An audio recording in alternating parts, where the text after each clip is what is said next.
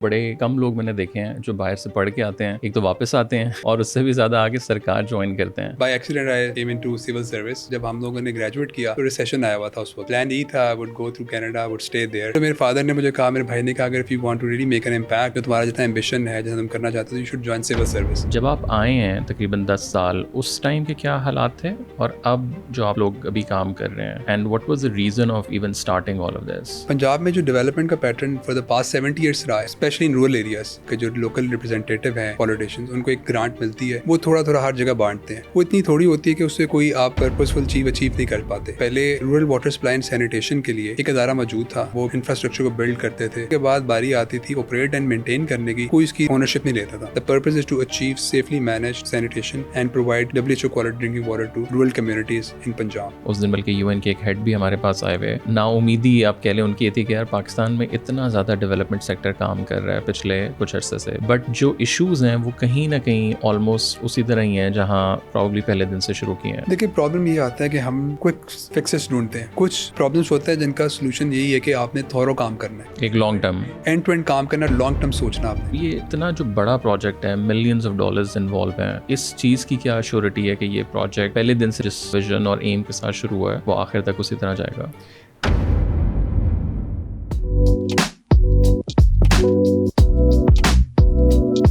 Sir, thank you so much for taking the time out. Before we go into your actual work, बड़े कम लोग मैंने देखे हैं जो बाहर से पढ़ के आते हैं, एक तो वापस आते हैं और उससे भी ज़्यादा आगे सरकार ज्वाइन करते हैं। तो थोड़ा सा मुझे बताएं, क्या आपने पढ़ाई की, why did you even moved into a civil servant, and specially now working with the Punjab government, और स्पेशली रूलर तो एक और मेरे ख्याल से सब डोमेन और very sort of complicated as well as very difficult work to do, because वो इतनी पुरानी चीज़ें जो एक वो कहते हैं ना कि वो चीज़ें इतनी पकी हुई हैं तो उनको आके दोबारा से सही करना इज़ वेरी वेरी चैलेंजिंग। तो let's start from your background में भी, एंड फिर उसमें आगे चलते हैं। Thank you thank you for having me over. असल में यू आर राइट, काफ़ी लोग होते हैं जब जो भी बाहर जाता है, their dream is to stay there, वापस ना आए। तो मेरा भी प्लान यही था। Like I did my bachelors in electrical engineering from university of Toronto Canada back in 2011। तो उस वक्त हालात, by accident I came into civil service. वो एक्सीडेंट इस तरह हुआ, जब हम लोगों ने ग्रेजुएट किया तो रिसेशन आया हुआ था उस वक्त। रिसेशन आया तो प्लान यही था I would go through Canada, would stay there. लेकिन क्योंकि हमारा अपना भी बिजनेस है engineering related, so we had a very big manufacturing facility. तो प्लान यही था वापस आएंगे और मैन्युफैक्चरिंग फैसिलिटी में आके काम करेंगे अपनी और उसको बढ़ाएंगे। बट उस वक्त हालात इतने ख़राब थे रिसेशन में, we my family business made a lot of loss in that year.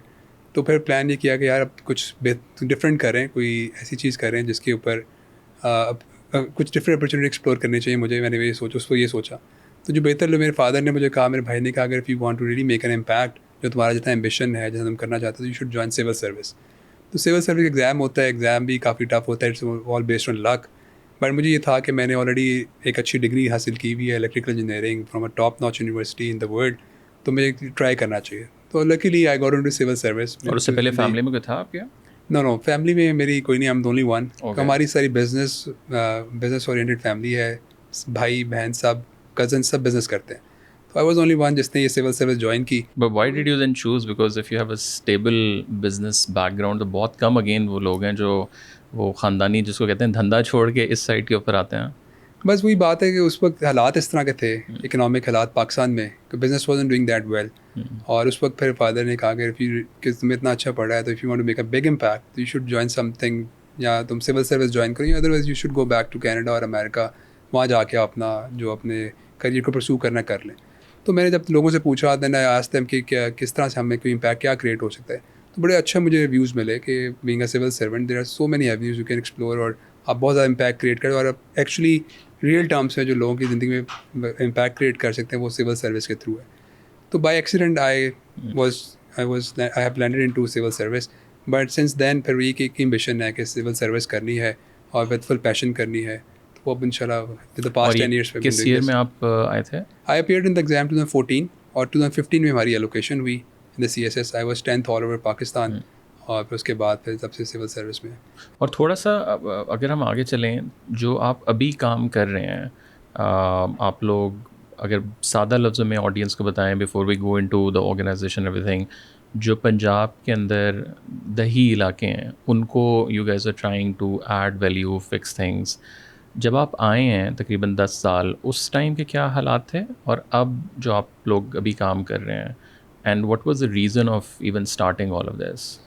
देखिए पंजाब में जो डेवलपमेंट का pattern for the past 70 years रहा है ना, अनफॉर्चुनेटली वो इस तरह रहा है कि पीस मिल डेवलपमेंट हुई है, स्पेशली इन रूरल एरियाज़ में डेवलपमेंट का पैटर्न यही रहा है कि आपके जो लोकल रिप्रेजेंटेटिव हैं पॉलिटिशियंस, उनको एक ग्रांट मिलती है, वो थोड़ा थोड़ा हर जगह बांटते हैं। वो इतनी थोड़ी होती है कि उससे कोई आप पर्पसफुल चीज़ अचीव नहीं कर पाते। तो इस दफ़ा अल्लाह का शुक्र है, अल्हम्दुलिल्लाह, द गवर्नमेंट, इनकम्बेंट गवर्नमेंट का ये विज़न है कि हमें जो काम करना है वो इस तरह करना है कि उसको एंड टू एंड सोल्यूशन देना है और हर एक को कवर करना है। मोटो ये है, nobody should be left behind, जिसकी वजह से अब ये हो रहा है कि जो काम हम कर रहे हैं that has to be sustainable. और सीएम साहब का विजन भी यही है कि नेक्स्ट जो काम भी करें इतना करें कि नेक्स्ट 25 ईयर के जब तक जिस प्रोजेक्ट की डिज़ाइन लाइफ है उसमें फ़र्दर इन्वेस्टमेंट्स ना करनी पड़े। तो ये सब बिग चेंज जो हमारे पाकिस्तान में पहले नहीं रहा। और इसमें मैं क्रेडिट काफ़ी ज़्यादा इंटरनेशनल डोनर एजेंसीज़ को भी देता हूँ, जो मल्टीलैटरल डोनर एजेंसीज़ हैं। उनका फोकस यही रहा है कि आप पीसमेल डेवलपमेंट ना करें, आप एक थॉरो डेवलपमेंट पैटर्न फॉलो करें और जो अचीव करें वो नेक्स्ट 25 ईयर्स के लिए वो रहे, ताकि बार बार इन्वेस्टमेंट्स करनी ना पड़े और ज़ाया भी ना हो हमारी। और थोड़ा-सा अगर हम आएँ, जो आपका अभी जिस इदारे में आप काम कर रहे हैं as a CEO, what is the reason of even starting this? Because उससे पहले भी तो काम तो हो रहा था। सो थोड़ा-सा अगर आप उस हवाले से बता सकें। देखिए, बड़ा अच्छा क्वेश्चन है ये कि ये इदारा बनाने की ज़रूरत क्यों पड़ी। इदारे का नाम Punjab rural municipal services company है। वो इसलिए बनाने की ज़रूरत पड़ी कि पहले water supply, rural water supply and sanitation के लिए एक इदारा मौजूद था, पब्लिक हेल्थ इंजीनियरिंग डिपार्टमेंट। बड़ा अच्छा काम करते थे वो, इंफ्रास्ट्रक्चर को बिल्ड करते थे। जब बिल्ड करने के बाद बारी आती थी ऑपरेट एंड मेंटेन करने की, कोई इसकी ओनरशिप नहीं लेता था। तो उसकी ओनरशिप नहीं होती थी तो क्या होता, इतने इन्वेस्टमेंट्स होती थी, वो 1 साल के बाद या 2 साल के बाद वो सारी डिसफंक्शनल हो जाती थी स्कीम्स। तो गवर्नमेंट ने ये डिसाइड किया कि हम लोगों ने लेसन्स लर्न किया, जो एक अच्छी बात है। उसमें ये डिसाइड किया कि अब हम एक परमानेंट एक एंटिटी बनाएंगे। एक तो वो कॉर्पोरेट स्टाइल एंटिटी होगी, जिससे सेक्शन 42 कंपनी होगी, ताकि उसकी डिसीजन मेकिंग इंडिपेंडेंट करे, खुद क्विक डिसीजन मेकिंग हो। वन सेकंड, उन्होंने ये कहा कि ये एक परमानेंट बॉडी होगी जो इसको सिर्फ इंफ्रास्ट्रक्चर को बनाएगी नहीं, उसको बनाने के बाद उसको ऑपरेट एंड मेंटेन भी खुद करेगी। तो तक इसमें सिर्फ सबसे बड़ी बात थी वो सस्टेनेबिलिटी का फैक्टर लाना था, जो कि इसलिए इस इदारे को बनाया गया, ताकि जो पास्ट में जो स्कीम्स बनती थी, जो हैंड ओवर होती थी कम्युनिटीज़ को या किसी को भी नहीं होती है, किसी डिपार्टमेंट को ओनरशिप नहीं थी, वो ओनरशिप बिल्ड की जा सके, ताकि जो हमारी इन्वेस्टमेंट्स हैं वो उनको उनका जो इम्पैक्ट है लॉन्ग टर्म हो। And is it a fully private इदारा, is it like more of a semi government type? No, it's a purely government organization, but under local government and community development department. और it's a section 42 company. It has an independent board. Board में हमारे independent directors हैं, private लोग भी हैं और government से लोग भी हैं। और एक अच्छी क्विक डिसीजन मेकिंग के लिए कंपनी बनाई गई है कि ताकि जो भी डिसीजन हैं अपने लेवल पे करें। जो यूजली कहते हैं रेड टेपिज्म होती है गवर्नमेंट डिपार्टमेंट, उसको ओवरकम करने के लिए एक अलहदा से इदारा बना के, ताकि इसकी परफॉर्मेंस को भी मॉनिटर किया जा सके, इस क्विक डिसीजन मेकिंग भी हो, अकाउंटेबिलिटी भी हो, ट्रांसपेरेंसी भी हो। उन चीज़ों को अचीव करने के लिए गवर्नमेंट ने ये मॉडल दिया जो कंपनी के बोर्ड में था। और थोड़ा-सा अगर आप बताएँ कि अभी आप लोग पिछले तकरीबन 3 सालों से जो है आप लोग ऑपरेट कर रहे हैं। सो इनिशियल एक तो लॉन्ग टर्म प्लान क्या है, जब like when the company started, के what is the vision for the next sort of 10 years, और अभी आप लोग क्या-क्या उसके अंदर कर रहे हैं? देखिए, जो लॉन्ग टर्म प्लान है वो ये है कि पंजाब में इस वक्त कोई 24,000 के करीब देहात हैं, जिनको हम देहात कहते हैं, मौज़ा कहते हैं। अभी उन 24,000 में rural water supply and sanitation काम होने वाला है। पहले काम हुआ है but that was in piecemeal. अब उसको thorough integrated water supply and sanitation solution देना है और safely managed water supply and sanitation देनी है। वो देंगे तो हमारे जो सस्टेनेबल डेवलपमेंट गोल्स हैं रेलिवेंट, वो अचीव होते हैं। उनको अचीव करने के लिए ये कंपनी बनाई गई है। और अभी जो हम लोग कर रहे हैं वो ये है कि अभी हम लोग 10% ऑफ द पंजाब स्कोप कर रहे हैं। इट मीन्स कि हम अभी 2000 गाँव के अंदर water integrated water supply and sanitation solutions provide कर रहे हैं रूरल कम्युनिटीज़ में। हमारा भी जो स्कोप है वो है 16 तहसील्स के अंदर। 16 तहसील्स हैं जिसके अंदर हम एक प्रोजेक्ट है Punjab rural sustainable water supply and sanitation project. The project is funded by the world bank. 80% funding funds would come from the world bank, 20% would come from the local from the government. तो 80-20 का है। But जो funds world bank दे रहा है that's peoples money, public money, वो loan दे रहा है on soft terms, जिससे फॉर एग्जांपल जो लोन है हमारा उसमें 1.25% का लोन है, और साथ गवर्नमेंट ऑफ पंजाब अपना 20% शेयर डालेगी। तो इट्स अराउंड $553 मिलियन प्रोजेक्ट, जिसके अंदर हमें 2000 विलेजेस के अंदर integrated water supply and sanitation solutions देने हैं। The purpose is to achieve safely managed sanitation and provide safely managed drinking water, WHO quality drinking water to rural communities in Punjab. तो आपने काफ़ी ज़्यादा चीज़ें इसके अंदर बता दी हैं। सो पहला क्वेश्चन तो अगेन आम बंदे का ये होगा कि आप लोगों से पहले ये जो सर्विसेज थी ये कुछ थोड़ी बहुत थी उधर, और is it like the first time people are getting these services? देखिए सर्विसेज रही हैं लेकिन बहुत कम रही, क्योंकि ज़्यादा फोकस बताया कि this is the first government which is also focusing on rural areas as well. Previously ज़्यादा फोकस अर्बन एरियाज़ पे रहा है, बट नाउ रूरल एरियाज़ भी उतना ही फोकस है जितना अर्बन एरियाज़ के ऊपर है। तो सर्विसेज थी बट पीस मिल में थी। फॉर एग्जांपल अगर एक विलेज में जाते हैं, मे बी 2 और 3 streets would have water supply, बाकियों को नहीं मिला। और सैनिटेशन में थे ओपन ड्रेन्स थे, लेकिन वो उतना सेफली मैनेज नहीं थी। लेकिन उसकी ये इन रीज़न की वजह से गवर्नमेंट ने फिर ये प्रोजेक्ट लॉन्च किया।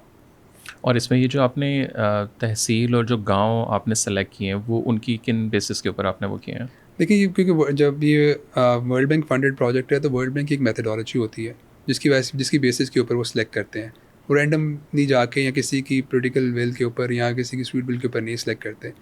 उसमें ये हुआ कि उन्होंने 5 इंडिकेटर्स थे जो डिफरेंट सर्वेज जो पाकिस्तान में होते हैं, मिक्स है हमारा पाकिस्तान ब्यूरो स्टडीज़ का डेटा है, उसके बेसिस के ऊपर 5 उन्होंने रखे सामने। एक तो था कि सबसे ज़्यादा पॉवर्टी किन तहसील्स के अंदर है, जो तहसील सबसे ज़्यादा पुअर थी उनको सिलेक्ट किया गया।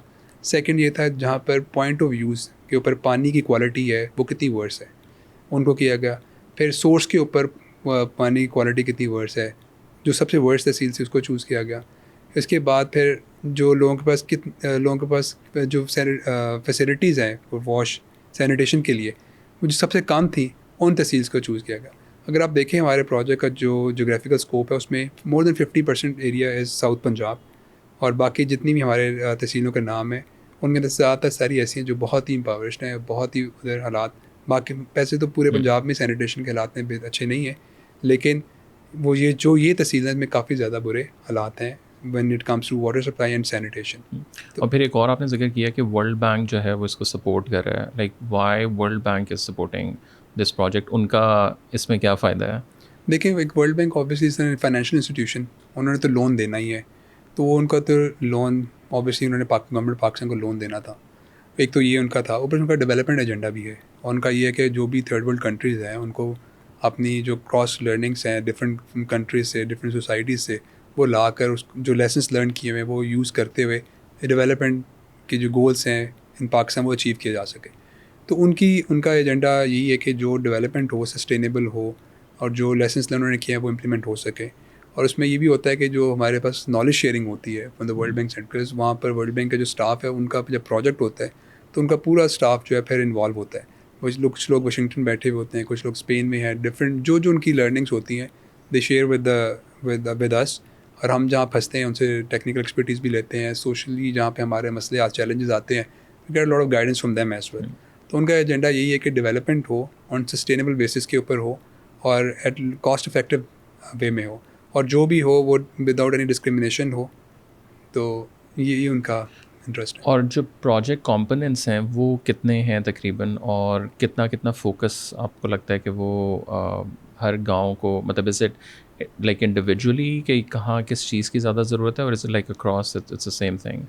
देखिए सोल्यूशन ऑब्वियसली ऑर्गेनिक होते हैं हमारे, लेकिन यूजली ये कि हमें ये तो प्रॉमिस्ड है अंडर द प्रोजेक्ट कि हमने door to door water supply देनी है, और WHO क्वालिटी वाटर सप्लाई होगी। और इसका क्या मतलब है WHO क्वालिटी? WHO के डिफरेंट पैरामीटर्स हैं, फॉर एग्जांपल डिफरेंट केमिकल्स और डिफरेंट इनऑर्गेनिक पैरामीटर्स होते हैं पानी के अंदर, उनकी कुछ वैल्यूज़ होती हैं, उन वैल्यूज़ की रेंजेस दी हुई होती हैं। WHO कहता है कोई भी ड्रिंकिंग वाटर हो तो उसके अंदर for example TDS total dissolve solids हैं उसके अंदर उनकी एक रेंज है, उससे नीचे होना चाहिए पानी जो आप देंगे। फिर इसी तरह उनके ऊपर बैक्टीरियली फ्री हो पानी, कोई बैक्टीरिया ना हो उसके अंदर। तो डिफरेंट एक बड़ी लंबी रेंज है उसके अंदर जो ऑर्गेनिक और इनऑर्गेनिक मटेरियल्स की होती है, उसके अंदर वो कहते हैं कि होगा तो वो आपने पानी प्रोवाइड करना है। नेचुरली वैसे जब पानी ज़मीन से निकालते हैं आप कोई साफ़ सोर्स से, तो वो WHO क्वालिटी होता है, फर्दर ट्रीटमेंट की ज़रूरत नहीं पड़ती। अगर लेकिन सम हाउ क्योंकि हमारा पानी काफ़ी पोल्यूट भी हुआ है ओवर द ईयर्स, और काफ़ी पानी की जो नीचे ज़मीन की जो पानी होता है उसकी बड़ी वेरिएशन होती है, अगर कहीं पर ऐसी चीज़ आती है जो WHO क्वालिटी के स्टैंडर्ड्स पे नहीं उतरता, फिर हमें ट्रीटमेंट करनी पड़ती है, वो ट्रीट करके पहुँचाना है। मतलब मकसद ये कि जो घर में पानी जाए, जो 24 घंटे जाएगा, वो WHO क्वालिटी वाटर होगा, उनके स्टैंडर्ड्स मीट कर रहे होंगे। एक तो ये हमें करना है। फिर सेफली मैनेज आपने सैनिटेशन सोल्यूशन भी देना है। सेफली मैनेज का जो गोल्ड स्टैंडर्ड है वो ये सीवरेज नेटवर्क है, जो अंडरग्राउंड होता है, आपको नज़र ही नहीं आता। जो अभी हम विलेजेस में कर रहे हैं, हम सीवरेज नेटवर्क ले कर रहे हैं, और ताकि वो जो दोबारा से बना रहे हैं उसको, या जो बने हुए हैं उनको थोड़ा सा सही कर रहे हैं? ये रूरल एरिया से बहुत कम बना है सीवरेज। यूजली ओपन ड्रेन्स चलती हैं, लेकिन ओपन ड्रेन्स में फिर सारा आपको जो सैनिटेशन वो सेफली मैनेज नहीं होती। तो जो हम अभी जहाँ पर हमारा ऑलरेडी कहीं ऐसे जगह रूरल एरियाज़ भी हैं जहाँ पर सीवरेज नेटवर्क है, हम उसको असेस करते हैं कि उसकी क्वालिटी कैसी है, वो सिस्टम जो हम बिल्ड कर रहे हैं उसके साथ इंटीग्रेट हो सकता नहीं हो सकता। अगर वो हो सकता हम इंटीग्रेट करते हैं, अगर नहीं हो सकता होता तो फिर हम नए सिरे से अपना नेटवर्क डालते हैं। तो एक तो कंपोनेंट में रूरल वाटर सप्लाई देनी है, फिर उसकी सेफली मैनेज हमने फीकल वेस्ट मैनेजमेंट भी करनी है। फिर हम लोगों ने उसके ऊपर जो स्ट्रीट्स हैं उनको ब्यूटिफिकेशन भी करनी है, उनको पेव भी करना है। Okay. जो स्ट्रीट्स जहाँ पर कुछ काम नहीं, जो कच्ची जिनको हम कहते हैं, जहाँ पे कोई पेवमेंट नहीं है, तो हमें पेवमेंट भी वहाँ पे करनी है। फिर इसके अलावा हम लोग ये कर रहे हैं कंपोनेंट, ये तो मेन कंपोनेंट है जिसके ऊपर ज़्यादा खर्चा होना है, इंफ्रास्ट्रक्चर डेवलप होना है। ऑन टॉप ऑफ दैट हम, क्योंकि रूरल कम्युनिटीज़ के साथ आपने इंगेज होना है, इसके अंदर अंडर दिस प्रोजेक्ट हमने 1 मिलियन हाउस होल्ड्स को टच करना है, और मोर देन 6.6 मिलियन लोगों से आपने इंटरेक्ट करना है, उनको फैसिलिटीज़ देनी है। क्योंकि ये काम पहले कभी हुआ नहीं है, और लोगों को प्रिपेयर करना, इतना बड़ा इंफ्रास्ट्रक्चर लेकर आ रहे हैं हम लोग, तो उस इंफ्रास्ट्रक्चर को आपने यूटिलाइज़ करना है, लोगों को प्रिपेयर भी करना है, उनका बिहेवियर भी चेंज करना है, क्योंकि उनके बिहेवियर पैटर्न्स पहले डिफरेंट हैं, और उनको बताना भी है कि यार जो सर्विसेज हम दे रहे हैं वो कितनी बड़ी ब्लेसिंग है, उनको इन्फॉर्म करना है, उनको बताना है किस तरह वो पैसे सेव करेंगे। फॉर एग्जांपल मैं ये बताता हूँ कि जो ज़्यादातर हमारी रोज़मर्रा की बीमारियाँ होती हैं, वाटर बोर्न डिजीज़ की वजह से होती हैं, क्योंकि पानी गंदा है। जो पानी आप पीते हैं उसके आपकी डायरिया होता है, आपको बीमार होते हैं, बच्चे बीमार होते हैं, जिसके लॉन्ग टर्म रिपरकशंस भी हैं। वो ये कि आपके बच्चे स्टंटेड रहते हैं, क्योंकि आपका जो गट में बैक्टीरिया रह जाता है, बैक्टीरिया आपका जो खाना आप खाते हैं वो आप डाइजेस्ट नहीं करते सही तरह से। जब डाइजेशन होती है, जो आपको न्यूट्रिएंट्स मिले वो मिलते नहीं है, तो बच्चों की जो ग्रोथ है वो स्टंटेड रह जाती है। तो स्टंटिंग पाकिस्तान में इस वक्त ओवर एवरेज जो है 40% है, और जो हमारा बहुत बड़ा हमारी बहुत बड़ी हिंड्रेंस है हमारी जो लॉन्ग टर्म प्रोग्रेस के अंदर, डेवलपमेंट के अंदर। तो बच्चा जो है वो अपनी जो उसको कंट्रीब्यूट करना चाहिए प्रोडक्टिविटी की तरफ, डेवलपमेंट की तरफ, वो नहीं कर पाता क्योंकि स्टंटिंग की वजह से।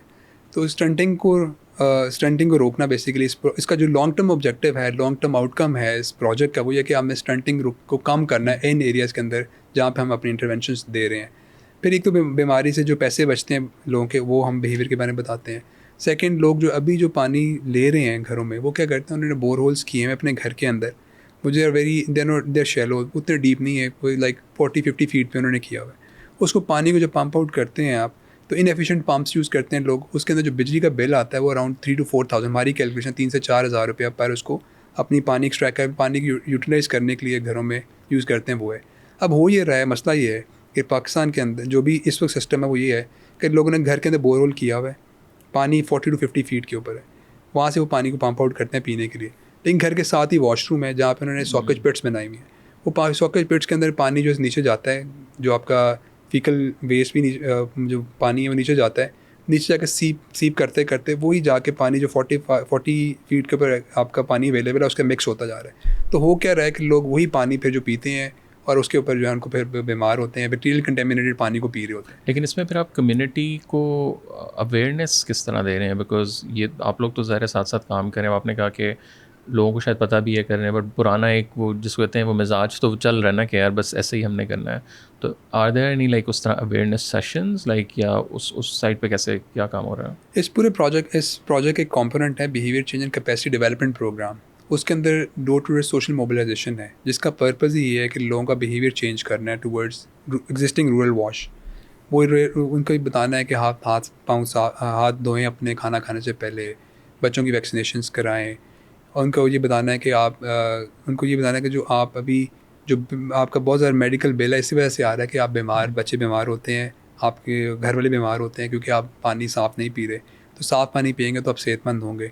ये उनको मकसद है बिहेवियर चेंज करने का। फिर लोगों को बताना कि यार जो आपके घरों में रूरल एरिया में एनिमल्स भी काफ़ी ज़्यादा होते हैं, जो हमारे एनिमल्स भी हैं काफ़ी ज़्यादा, तो उन एनिमल्स की जो वेस्ट है उसको किस तरह से मैनेज करना आपने, ताकि वो आपके घरों के साथ वो आपकी इन्वायरमेंट में ना आए, उससे बैक्टीरिया आपका ट्रांसफ़र ना हो, उसके अंदर लोगों को बिहेवियर चेंज कर। फिर उसको सबसे इंपॉर्टेंट बात है कि लोगों को ये बताना है कि यार जो सर्विसेज आपको मिल रही हैं ये they are very expensive services, इसकी कॉस्ट है।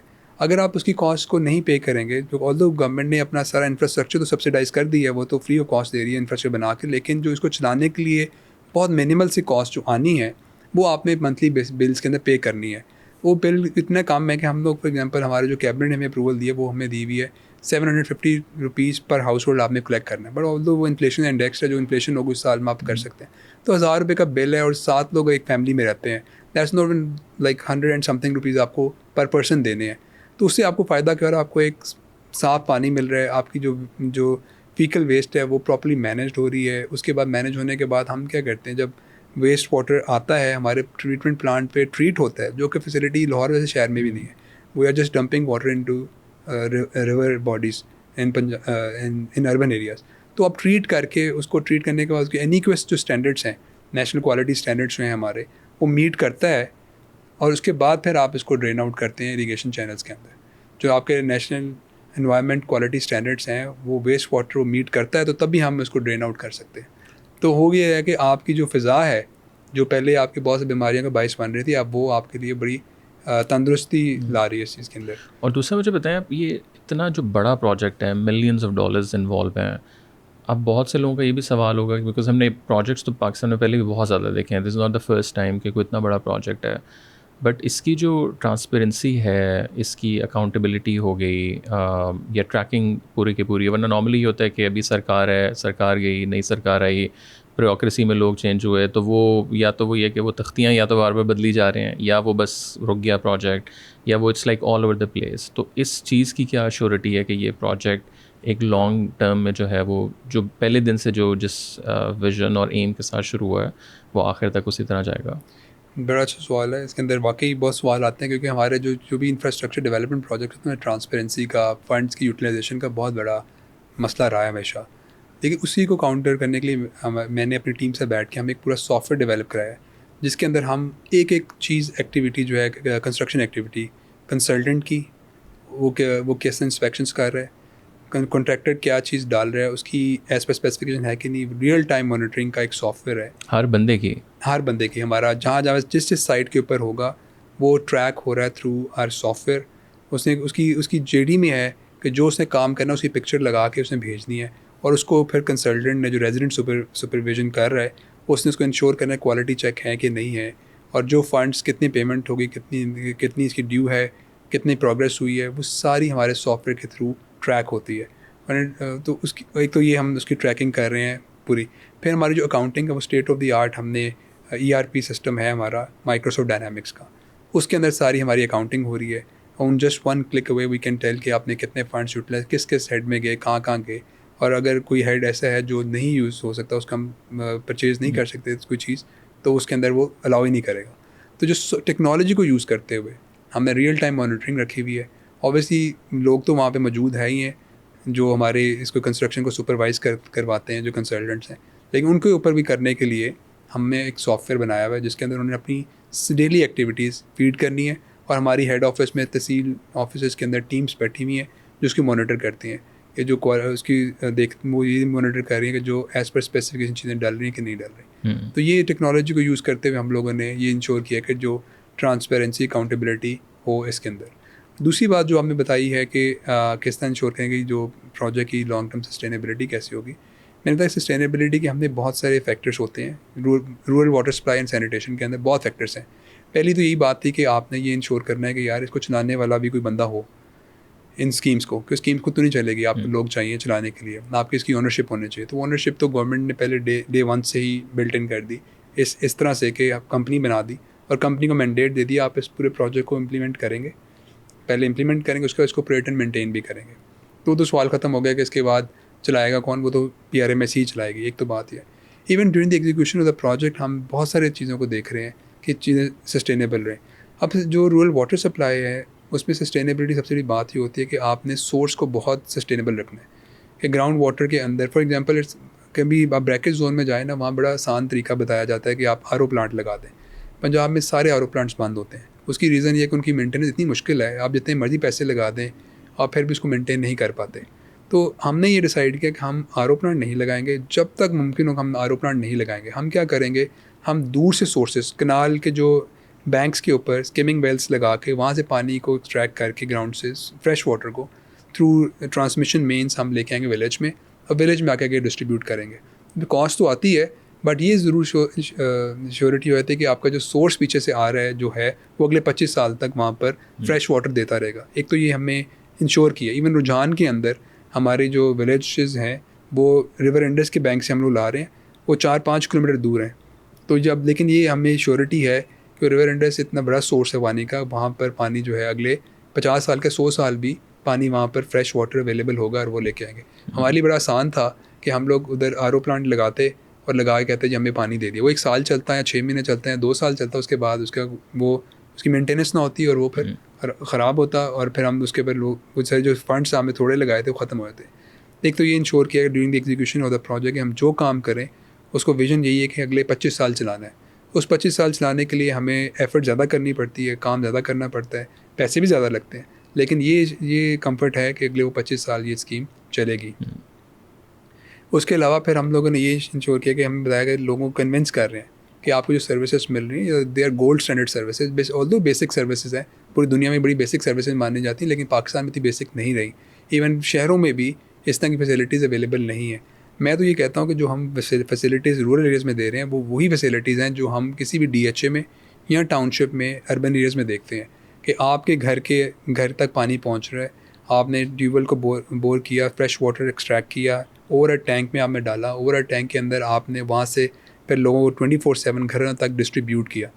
तो ये एक तो ये है। फिर उसके बाद आपने जो वेस्ट वाटर है, जो हमें पानी आपके घर आया, वेस्ट 80% पानी वेस्ट वाटर में कन्वर्ट होता है। 20 आप यूज़ कर लेते हैं, तो 80% वेस्ट वाटर वॉशरूम का पानी, वॉशिंग बाथिंग का पानी जो है बाहर निकलता है, उसको सेफली ट्रांसपोर्ट किया towards waste water treatment plant, वहाँ पे ट्रीट किया पानी को, ट्रीट करने के बाद उसको ड्रेन आउट किया। तो ये सोल्यूशन, ट्रीटमेंट का सोल्यूशन तो अर्बन एरियाज़ में भी नहीं है, लाहौर में भी नहीं है, कराची में भी नज़र नहीं आएगा। पानी ऐसे ही गंदा पानी, केमिकली कंटेमिनेटेड, बैक्टीरियल आप सीधा वाटर बॉडीज़ में डाल रहे हैं। तो हम लोग क्योंकि बात हमें कि वर्ल्ड बैंक के क्या इंटरेस्ट है उसमें कि उनके बहुत स्ट्रॉन्ग इन्वायरमेंट और सोशल सेफ गार्ड्स हैं। उन्हें इंश्योर करना है कि हम इन्वायरमेंट को डैमेज ना करें, सोशली चीज़ों को डैमेज ना करें। तो इसलिए उनकी हमें क्योंकि प्रोटोकॉल्स फॉलो करना हमारा इनका इंटरनेशनल एग्रीमेंट है, प्रोजेक्ट एग्रीमेंट है कि उनके जो इन्वायरमेंट के, सोशल के, फाइनेंशियल सेफगार्ड्स और प्रोक्योरमेंट सेफगार्ड हमें फॉलो करने हैं।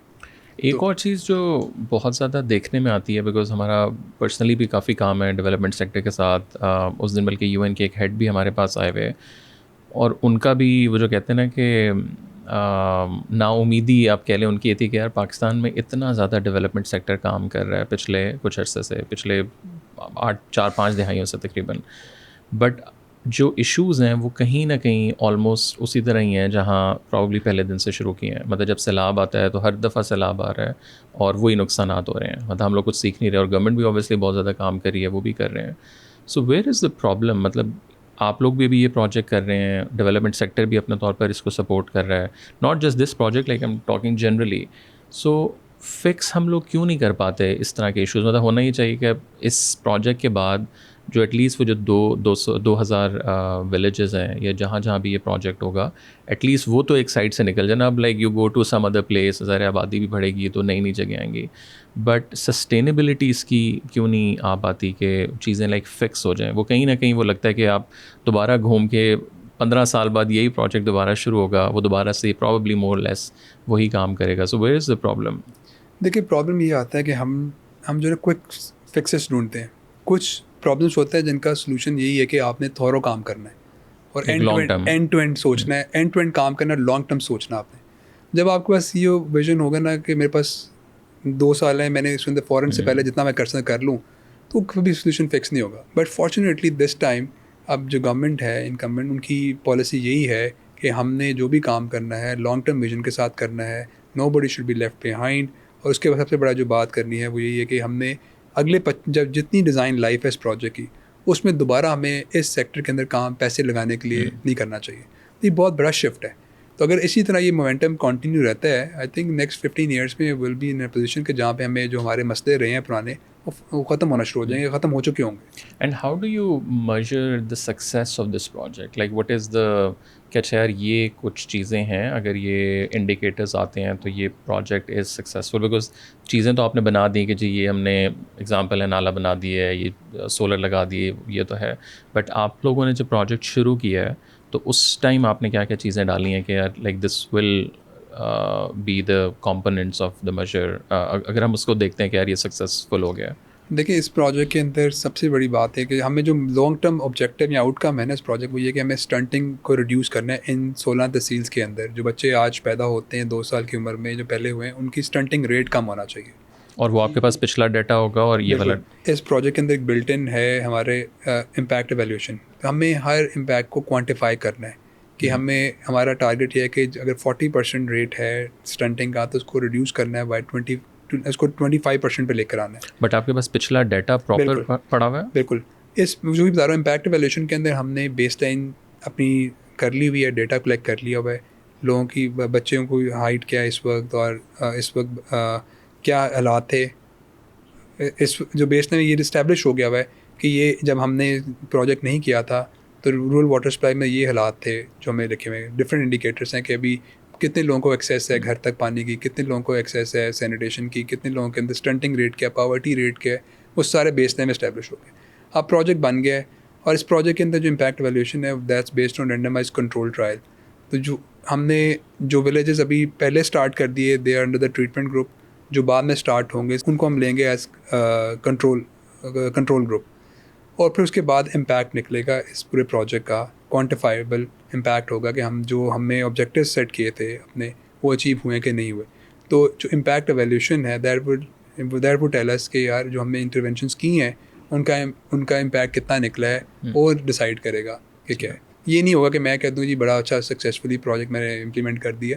तो प्रॉपर रेंडमाइज कंट्रोल ट्रायल के थ्रू इम्पैक्ट एवेल्यूएशन इसकी होगी। और चैलेंजेस अभी तक आपको इस पूरे प्रोजेक्ट करने में क्या आए हैं, like from the government side, from the practical side as well as from the community side as well? देखिए, गवर्नमेंट साइड से तो सबसे बड़ा चैलेंज ये है कि उनकी, क्योंकि ऑब्वियसली हिस्ट्री ऐसी है कि बहुत सारी फेलियर्स हुए हैं, दे आर ऑलवेज स्केप्टिकल कि ये प्रोजेक्ट कामयाब होगा कि नहीं होगा, इतना बड़ी अंडरटेकिंग है, हम कर पाएंगे कि नहीं पाएंगे। उनको कन्विंस करना कि हम जो चीज़ें कर रहे हैं वो there different from the past, ये एक बहुत बड़ा चैलेंज होता है किसी को कन्विंस करना, किसी की थिंकिंग चेंज करना। तो गवर्नमेंट साइड पे एक तो ये है।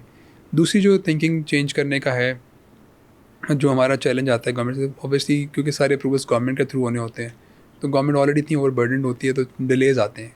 क्योंकि वर्ल्ड बैंक की उनका क्योंकि टाइमलाइन है 7 ईयर्स में कंप्लीट करना आपने, तो that requires quick approvals, quick decision making. तो समटाइम डिसीजन मेकिंग जो है वो थोड़ी स्लो होती है, लेकिन अल्हम्दुलिल्लाह अभी जिस पेस पे चल रहे हैं हम लोग, अभी हमारा प्रोजेक्ट की रेटिंग सेटिस्फैक्ट्री है। We are achieving all our milestones जो हम सेट करते हैं फॉर अ ईयर, तो अभी तो चल रहा है। उसके अलावा जो बड़ा चैलेंज है वो है कम्युनिटी बेस्ड प्रोजेक्ट है। आपने 1 मिलियन हाउस होल्ड्स को टच करना है गली गली में जाकर, फिर उनके घर के बाहर इंफ्रास्ट्रक्चर बनना है, क्योंकि जब इंफ्रास्ट्रक्चर बन रहा होता है, गली में खुदाइयाँ होती हैं, तो बड़े तकलीफ अमल होता है, तो लोगों का फिर रिएक्शन भी आता है, उसको फिर मैनेज करना, ये बहुत बड़ा मसला। फिर हम एक पोलिटिकली चार्ज्ड एनवायरनमेंट में काम कर रहे हैं, इतनी पोलराइजेशन है कि वहाँ पर काम करना बड़ा समटाइम बड़ा चैलेंजिंग हो जाता है कि आप लोगों को होता है कि यार ये पोलिटिकल माइलेज किसी और को ना मिल जाए, हमें मिल जाए। लेकिन अल्हम्दुलिल्लाह सबसे बेस्ट जो बात है वो ये कि इस प्रोजेक्ट के अंदर सबको एक जैसी सोल्यूशन मिल रहा है, तो हमें काफ़ी बचत भी होती है उस चीज़ के अंदर। तो ये चैलेंजेस हैं। फिर अपना सस्टेनेबिलिटी को इंश्योर करना है इस प्रोजेक्ट की, उसमें ऑब्वियसली कन्विंस करना है कि सस्टेनेबिलिटी इंश्योर करनी है तो हमें क्यों पैसे ज़्यादा लगाने हैं, वो बहुत बड़ा चैलेंज होता है। लास्टली मुझे थोड़ा सा बताएं कि जो आप लोगों का ये मिसाली गांव प्रोजेक्ट है ये क्या है और इसमें क्या क्या कुछ आप लोग कर रहे हैं? देखें, हम लोगों ने जब ये PRSWSSP, जिसको हम Punjab rural sustainable water supply and sanitation project कहते हैं, वो हम लोगों ने स्टार्ट किया विद द पायलट।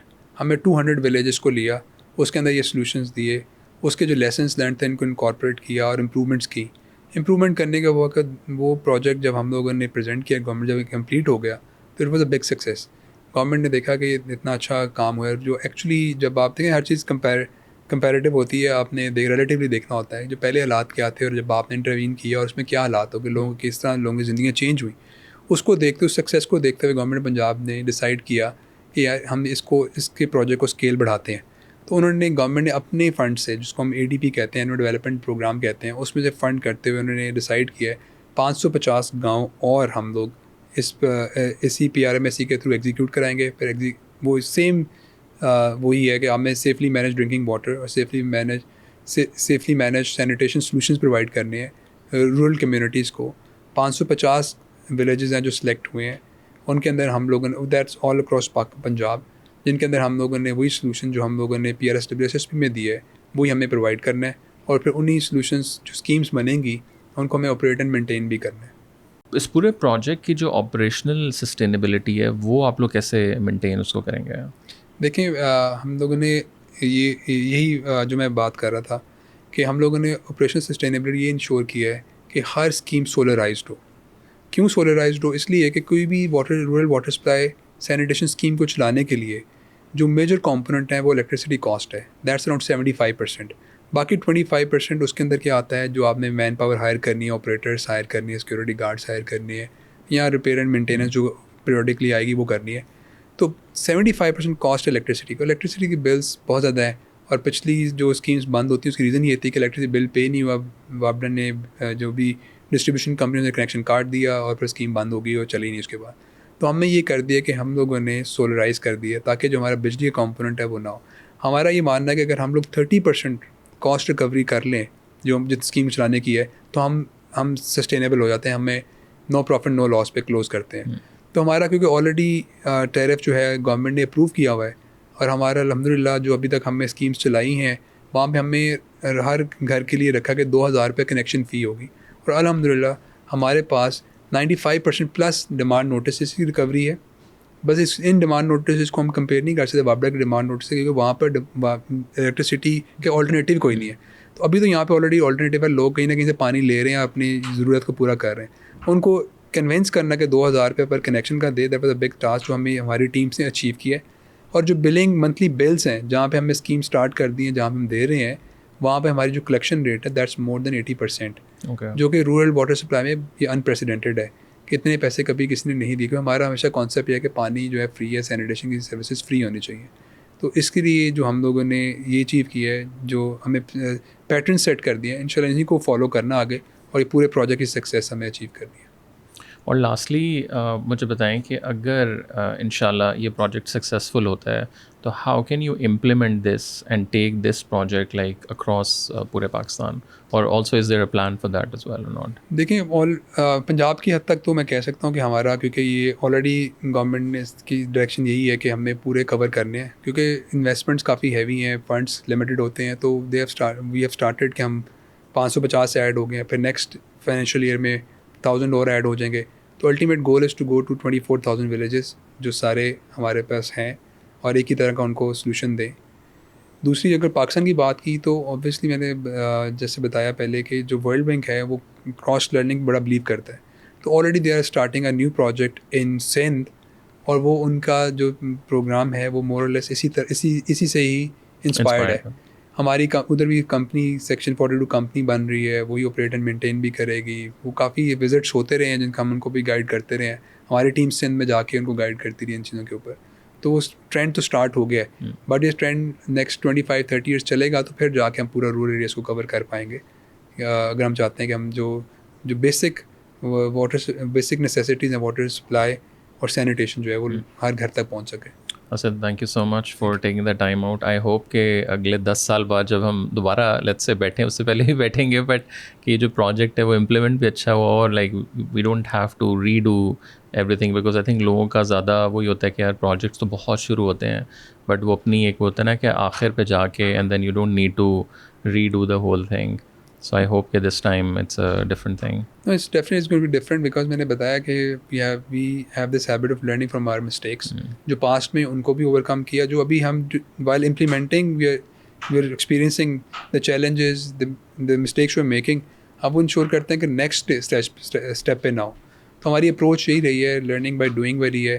एक चीज़ करते हैं, देखते हैं क्या ठीक चलती है कि नहीं चलती, उसके बाद लर्न करते हैं, उसको फिर कोशिश करते हैं अगले उस फेज़ में ना आए। ये अप्रोच है। इंशाल्लाह अगर इसी अप्रोच में चलते रहेंगे, आई होप कि ये this would be a game changer इंशाल्लाह। Thank you so much. Thank you so much.